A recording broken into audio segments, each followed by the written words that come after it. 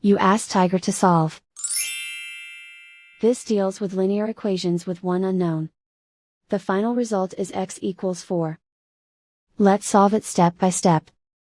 Group all x terms on the left side of the equation. Subtract 6x from both sides.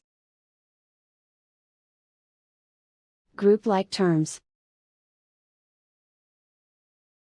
Simplify the arithmetic. Group like terms. Simplify the arithmetic.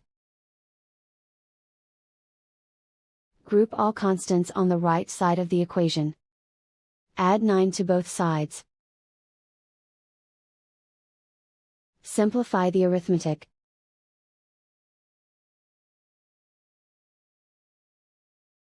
Isolate the x. Divide both sides by 3. Simplify the fraction. Find the greatest common factor of the numerator and denominator. Factor out and cancel the greatest common factor. And so the final result is x equals 4.